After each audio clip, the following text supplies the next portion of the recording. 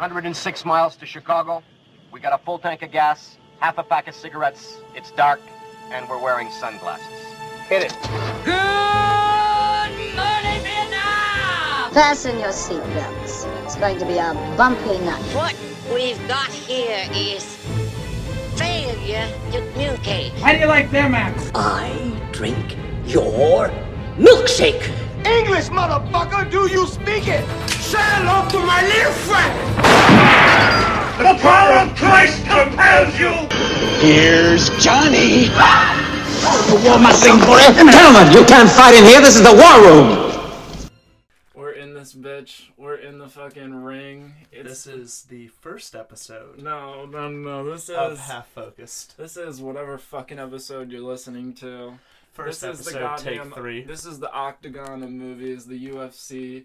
We are fucking ESPN, bringing it to you live, uncut, uncensored. Shut the fuck up. Django Unchained. Quentin Tarantino. That's what we're fucking talking about today. And per not our first episode's attempt, Noah is oh my god. I'm just finally seeing Noah's pad. Remember our official yellow legal pads? And they have Noah's pad is full. This shit, I've never seen Noah have this much information for an exam on one piece of paper. And that's not even a joke. That's very true. That's not even a joke. Okay.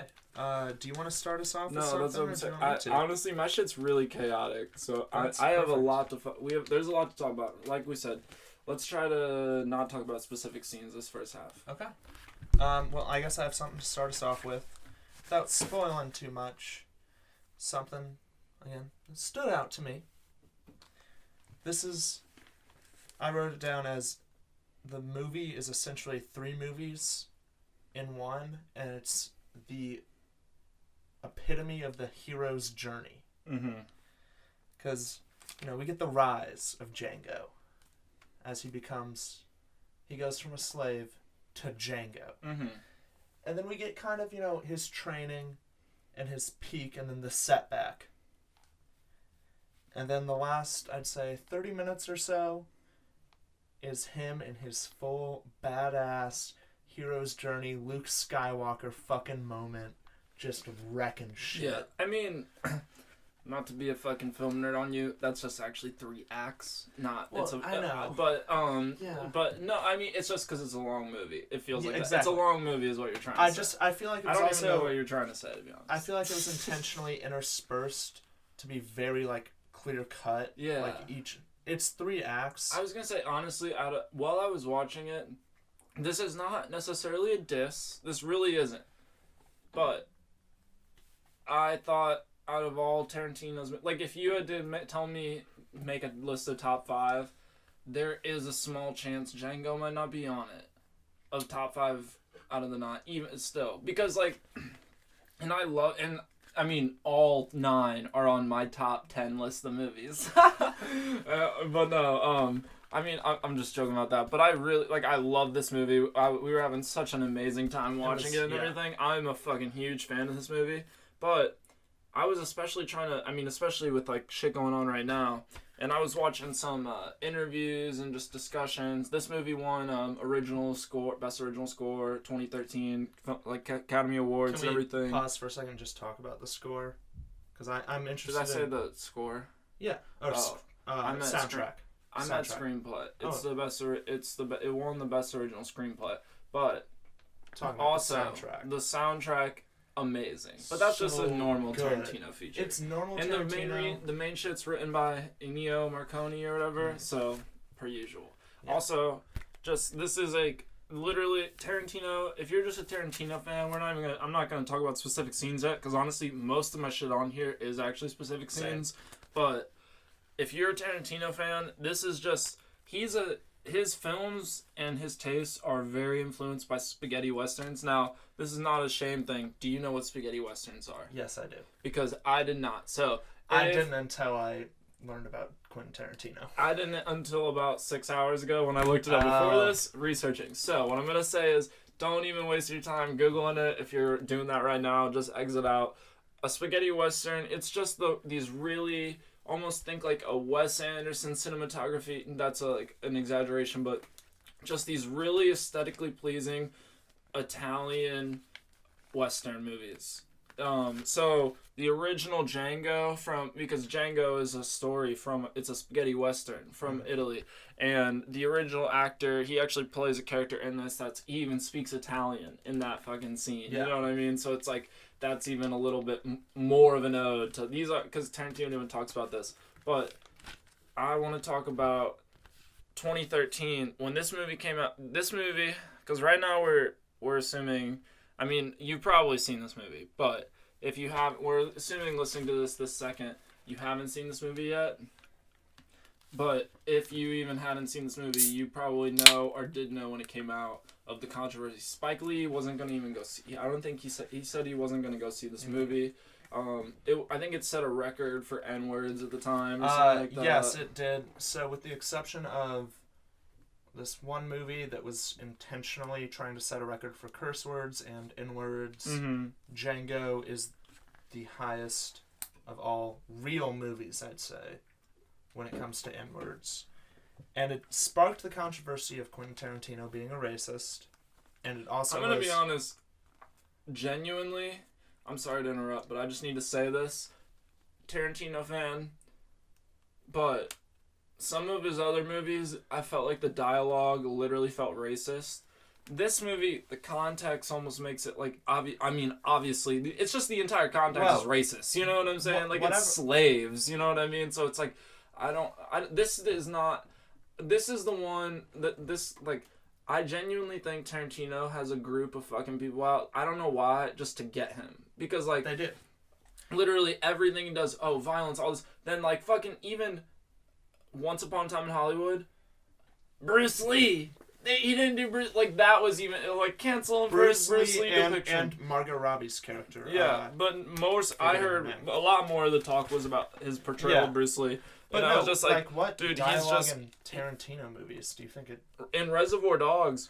Well, while we were I watching think that, was they were intentionally. I mean, it was intentional to make, but I'm just saying, like, when I see that, I'm like, ugh, you know what I mean? Yeah. But when I see this, I'm still like, ugh. But it's like this. He's setting the fucking time. He's telling a story in that, like, okay.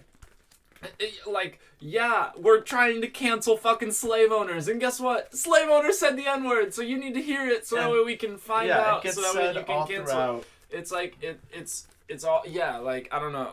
This movie, I'm genuinely like, I'm excited to get to the actual meat of this movie because I'm gonna be honest. I mean, like, the more it goes on, I do feel like he sort of built it up almost a tiny bit intentionally like this to, like, avenge it in the end as a story arc just naturally we'll does. Get on that. But I genuinely do actually think this movie, I don't know, there's a couple things I have to say about just, like, characters and the way, like, it's not the black person's superhero movie to come, I think. I mean, like it's almost like even Tarantino thinks it is. I don't know if it is. Like, while I was watching it, I was like, I don't think this movie's racist for using the N-word or anything like that. It's just certain main features in the movie I don't feel like are actually... It's not like, oh, this is... Like it almost doesn't... It almost makes Christoph Waltz to be the main character. It does. And stuff. So it's like... And, like... I don't know. It's hard. It's Tarantino's story. Like, that's, you know what I mean? Like, he told an amazing story that I was glued to the screen the entire time. I'm sorry that I'm nitpicking it. It's just, it was such a controversial film at the time, and it's kind of like, especially with shit going on right now, it's like it's almost an important thing to talk about. Like, it is. This is slightly off on a tangent about it, but there was a thing I saw, and I think it might have been in like a documentary we watched about Quentin, with how Leonardo DiCaprio felt during the movie when it came to recording, saying the N-word, the N-word and stuff. And I looked it up a little bit too, and Samuel L. Jackson, like, during the filming, like, yelled at Leo. He said, get over it, motherfucker. Exactly. But then he also, multiple times, after the movie's released, after its press release, defended Quentin Tarantino and basically said he can't be a racist.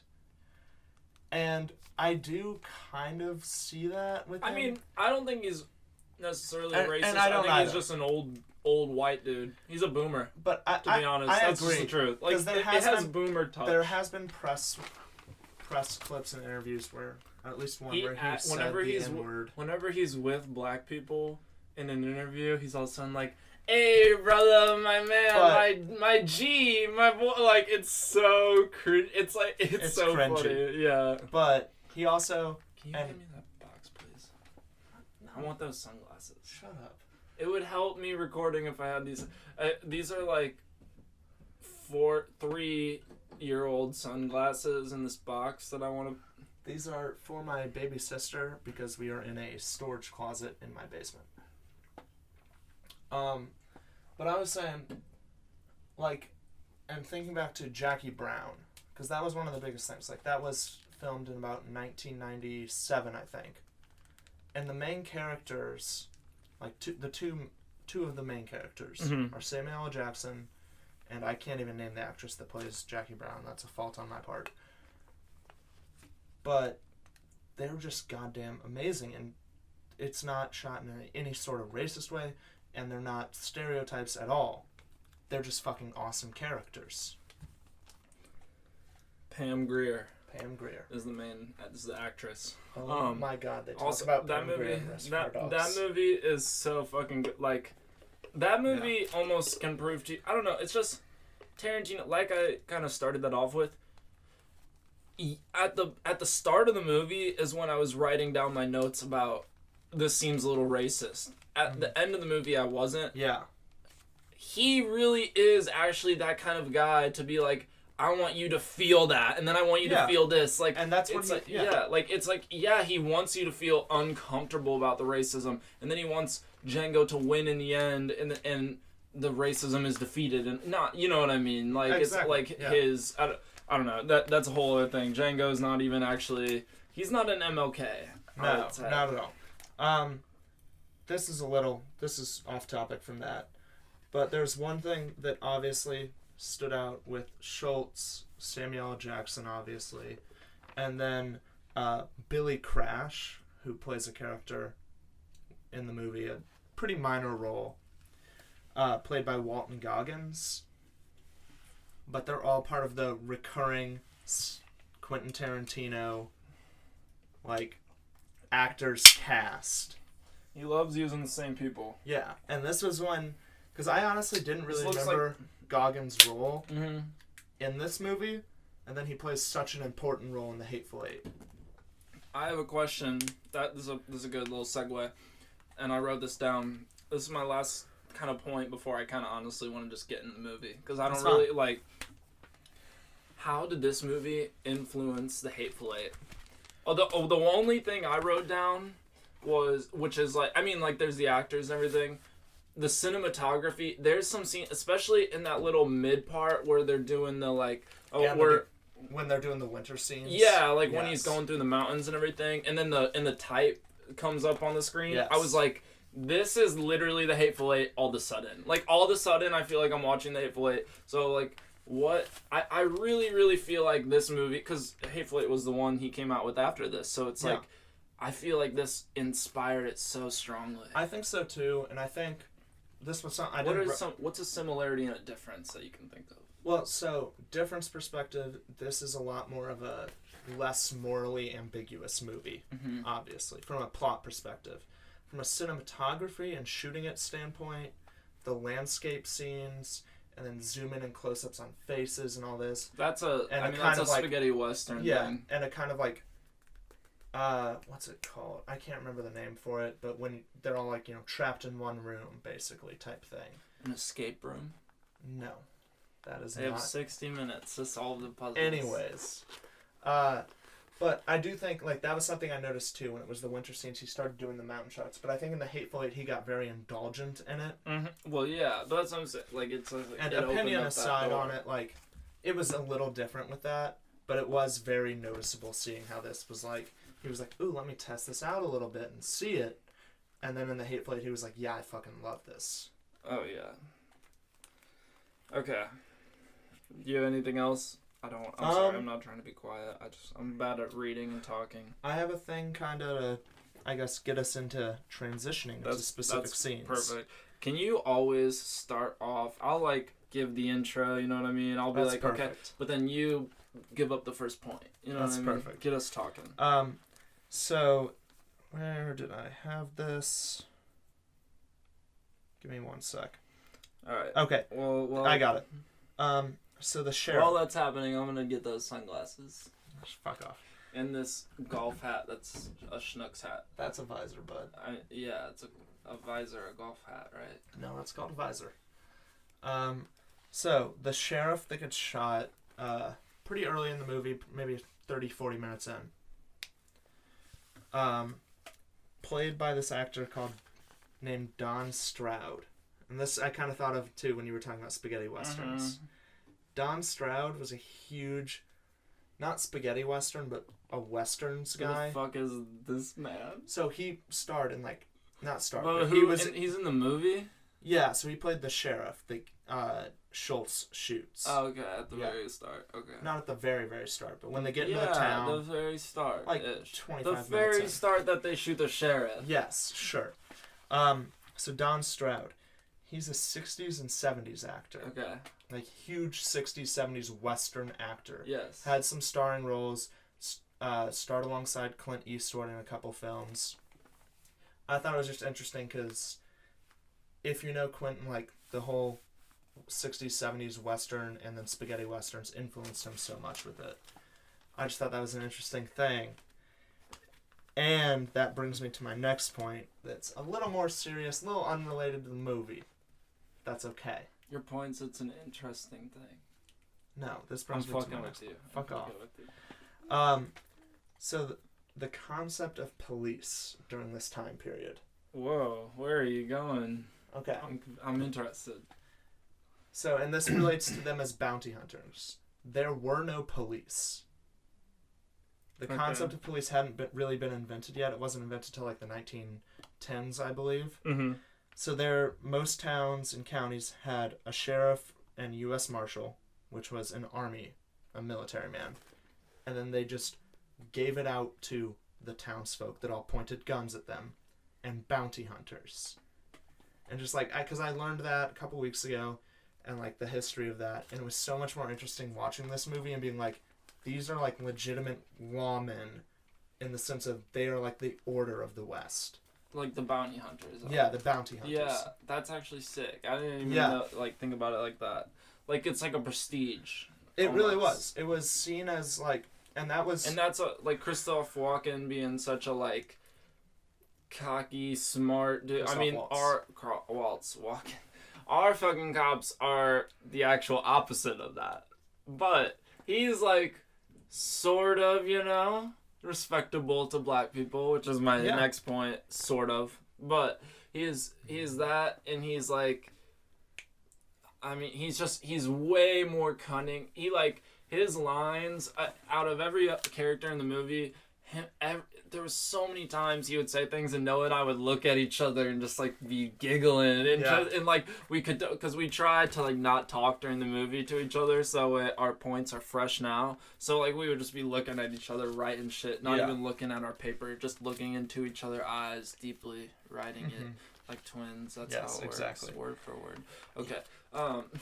Speaking of him, when it comes to like with black characters, yes, I think he saw character development a lot with that. Oh my god, definitely. That's what I was gonna say. Yes, he always because obviously. he was the person that I noticed the racial. Like I was like, this is almost deftone, and then at the end I wasn't writing that as much anymore. Yeah. Nearly, and that's definitely true. But I still want to bring up my points about that because now that we're in the kind of like meat, and I'm gonna kind of spoil some shit. Like, I just want. I'm gonna go. Let's go chronologically through the movie because there's a ton. You know what I mean? So, at the very start of the movie, he rides up. He refers to all the black dudes as devils. He even says a few N-words, I think. He definitely does not, like, is he talking, I mean, to a point, he's talking to appease the crowd, like, you know what I mean, the two fucking slave owner guys with the guns and everything. But at the same time, it doesn't sound like he it just doesn't sound like it's you know what I'm trying to say. I'm sorry. He calls doesn't them make devils. him sympathetic. Yeah, it does not make it. He doesn't quite refer to them as. He never refers to them as people or as men the entire time. He just kind of talks to them like cattle and everything. Yeah. You know what I mean? And it's just like, it's not. I don't know. Like at that time, I was kind of like, I don't know how I feel about this. And you see it too in the first bar scene when it's just him and Django, and he basically says, "I'm gonna keep you as property." Oh yeah, that's exactly. Until I have also, it. In that scene, like this is just a little because he was talking to them like animals when they're all chained up, and then that's the first time it's just the two of them. Django has his hat on the table. Schultz he walks up. No, he doesn't wave his hand. He walks up and goes like a horse. He snickered like a horse at him to move his hat. He didn't say words. He didn't say like, "Can you move your hat?" or "You shouldn't move your hat for this reason." He just went like to a horse, like you do, you know what I mean? Like, ha, and then he and like just kind of like moved his eyes, and then Django took the hat. But it's like, oh man, I like there's definitely it doesn't like, and then exactly in that scene, it doesn't exactly like. Yes, he's sort of giving him a choice, but he's not actually giving him a choice at all. It's not a choice. Like the choice. I mean, one of the options is so amazing that he can't say no to it. Getting his girlfriend back, you know, or his wife, and killing the people that wronged him. Obviously, he's gonna take that. But at the same time, the other option is, I follow this dude around and I'm his slave. Yeah, I hate saying it, but it's a softer racism than you see in the rest of the movie. But then you see him as it goes on, especially when they get to Candyland and are heading towards it. You can see him change. Yeah, and that's kind of where, like, as they get into, that kind of goes to my next thing.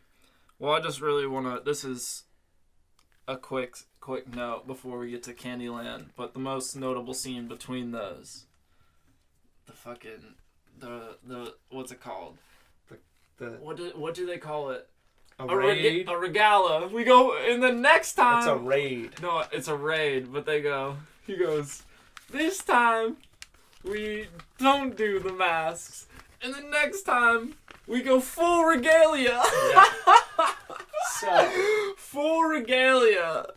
I can't see fucking shit out of these masks. I wrote that down as that might be the funniest Quentin Tarantino scene in all of his movies. Dude, you're right. That is actually, because he's known for having some funny scenes within these traumatic movies. That's the funniest. By far. And all the KKK guys looking absolutely fucking stupid as shit. I can't see fucking shit out these masks. I'm going home. Like, it's so funny. Like, it's such a break, and the movie is not necessarily.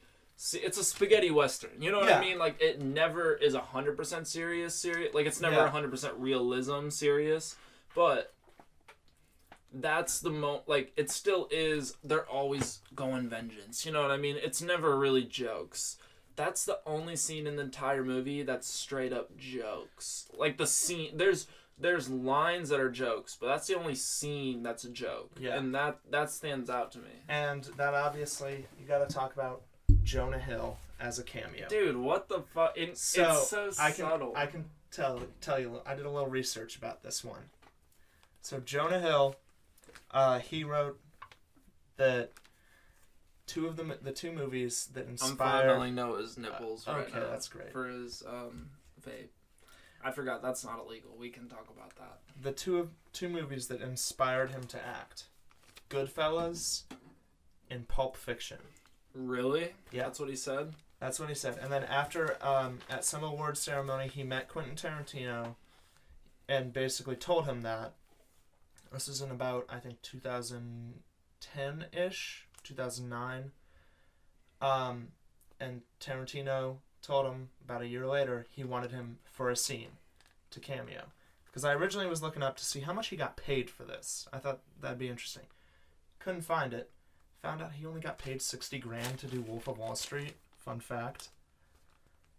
Dude, that's it? Total? That's he was just like Martin Scorsese, Leonardo DiCaprio. Well, fine. it's gonna make it made his it made his it career. Also, I mean, maybe it didn't make his career, but he was a comic Like, he was a comedian actor solely. Yeah. And after that, he could be anything. Yeah. Like, everyone realized, oh, Jonah Hill's a real actor. Like, but he also almost didn't do Django because of a scheduling conflict, and he wrote Quentin a letter telling him how much, like, he wanted to do this role, but he couldn't. So Quentin moved his shooting days so that Jonah Hill could appear in this movie. That is... I'm, like, about to cry. It was amazing to learn, yeah.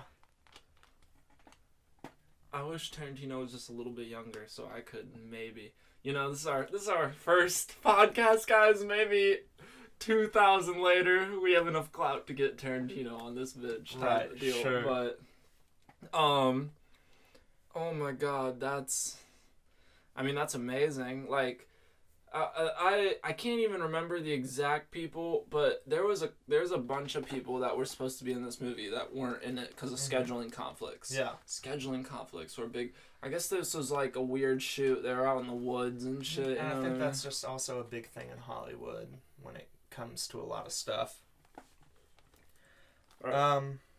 This is my other point on the race kind of stuff.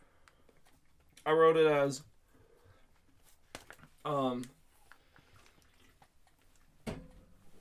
tell me if this is tone deaf. Oh boy. It's not actually that bad, but I just wrote the Django superiority. Oh my god, let me try that again. The Django superiority non-slave concept is kind of insane. Like when he's like riding on the horses and he's like, oh, you want to boot in your... He's literally talking to the other slave dudes. Like, I think they're Mandingos, you know what I mean? Like, all going back to the Candyland. When they're on the way back, he's talking to them like they are... Like, he's a master. You know what I mean? And like... And wait, real quick. And then... But, like, that's just a small one. Like, the Django... And that's just more to say, like, he is a hero... Django and, what's his name? That's also King Schultz. Dr. King. I feel like that's a little intentional. But Dr. King, Schultz, they're like anti-heroes. Like, yes, they're fighting the awful villains, the awful villains, but they're kind of awful heroes to a point, especially Dr. King. Schultz, I should say Dr. Schultz. So, Dr. Schultz, definitely an anti-hero. And then, like, Django... He's a hero, but still kind of an anti-hero. He's not completely like, oh, I'm going to go free all my friends and everything. I'm going to go free all the black people. He's not exactly like that. You know what I mean? And even deeper into that idea is the Steven complex of, like, I think he's one of the most interesting characters. He doesn't even need the cane. He's actually, like... The entire time he's in Candyland, he's playing the other... Like, we get introduced to Steven by him signing a $6,800 check. That was how he entered... Like, the first shot is him signing a check, $6,800. The second shot is him literally, like... It's just his face. Like, it's... Yeah. You know what I'm sorry. That was stupid of me to say that like that. But... That's exactly how he was introduced to the movie, is with he is signing the big checks. And I'm like, and at that time, that's like a fuck ton of money. So it's like, he's obviously, like, he's awful, but he's like really smart. Like, because one of the bigger reasons I'm saying that is because I saw an interview, I think it was the same one, where Samuel L. Jackson said Tarantino can't be racist. In that interview, he goes, I never thought Steven was some just like dumb, stupid dude. He was the smartest dude in the entire movie. Like, or one of the smartest dudes in the entire movie. He's actually playing everybody. Like, literally in his death scene, you find out he doesn't need the cane the entire time. He goes, I'm just dying. Like, no, like, that's a real thing written into the script. Like, he did not need the cane. That was all an act. No, but talking about Steven being smarter, that was one of the things that stood out, especially because Leo's character, you know, Calvin Candy, starts talking about phrenology and all that. Is it phrenology? Yeah, phrenology. Oh my god, that was the most...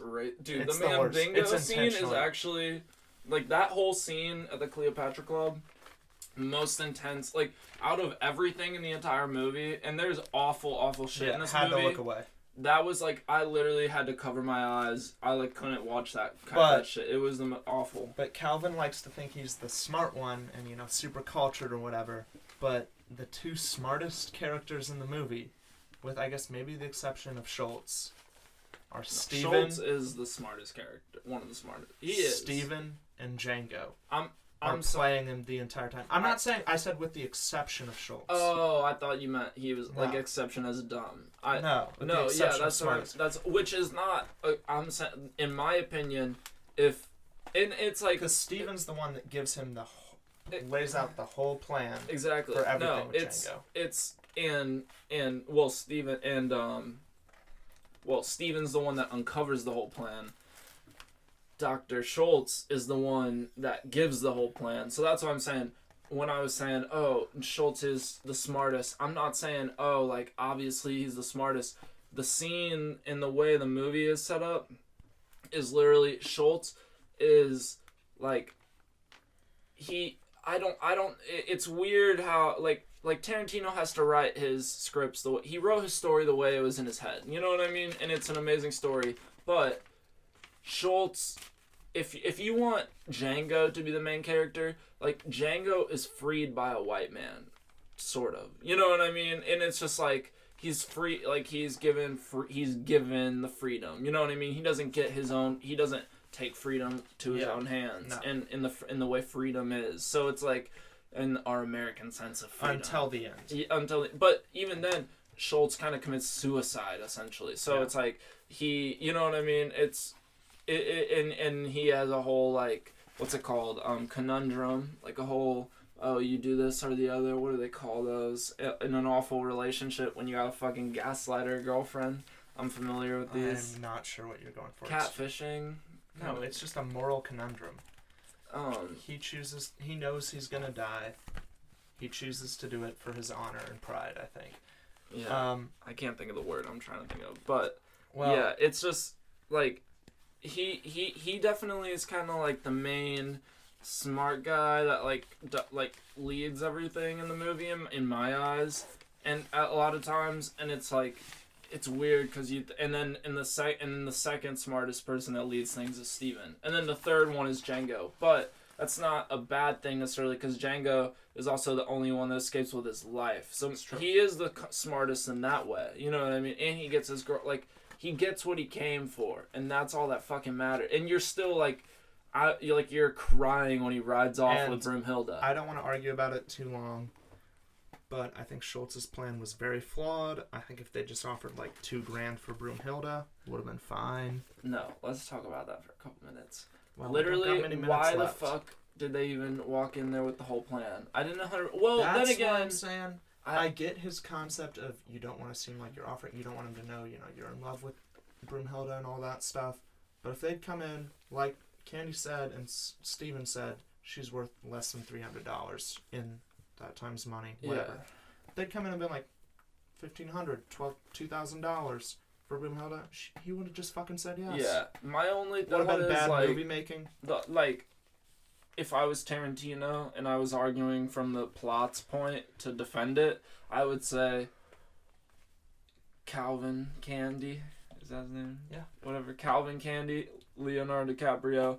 He, in the Cleopatra Club, the Mandingo scene, he's not even going to give them the time of day till they give a number that's worth riding back to their ranch for. That's true. So, like, my only thought is maybe they kind of have an idea of that. Like, if we just come talking to him for this girl, he's not even going to be like, yeah. You know what I mean? He's going to be like, no, I have other things to do. So it's like, it kind of got his attention.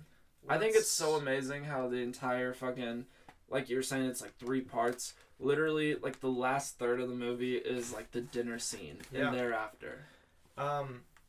Let's finish this off just talking briefly about the last 20 minutes or so. The big action scene. Even, I'd say, last 10 minutes. With a brief shout out to Quentin Tarantino for, according to a voice actor I heard, actually doing an okay Australian accent. So good for him. But one of the best action sequences. Just so amazing. Yeah. I mean, I'm sorry, since you said one of the latter things, but I just want to say this real quick. And this, I probably should have brought this up in the first half, but this is kind of interesting to me. I thought about this before we watched it. The last scene that I saw of a Tarantino movie before I saw Django, that, like, I remember, you know what I mean, is Hitler getting fucking shot to death, ripped apart by bullets type shit. And even that was, like, almost controversial in people's eyes to, like, history and narrative and, like, the way films and reality have to go together or don't have to go together. You know what I mean? And so it's like, isn't it like, what are your thoughts on just the fact that it's like the last scene that we saw of Tarantino is some shit like that, and then it goes into like such a realistic but it actually is unreal. It's, you can say it's unrealistic, but actually it's one of his most realistic movies. What's like unreal, like him, okay, this guy gets on, they learn how to shoot, they go in, they shoot everybody, like, it's not unrealistic, you know what I mean? It's unrealistic in a lot of the hero-esque format that Django takes, but I get what you're saying with the whole reimagining history. That is something Tarantino's liked to do in about the past, I guess, kind of starting with Inglourious Bastards, then through Django, even through The Hateful Eight. Yes. And then, obviously, Once Upon a Time in Hollywood. And it's not him rewriting history, it's him wanting to, I guess, tell it how he, like, how is his naive, how hopeful, he would want it to narrative, feel. Story, interpretation of it would be. Yeah.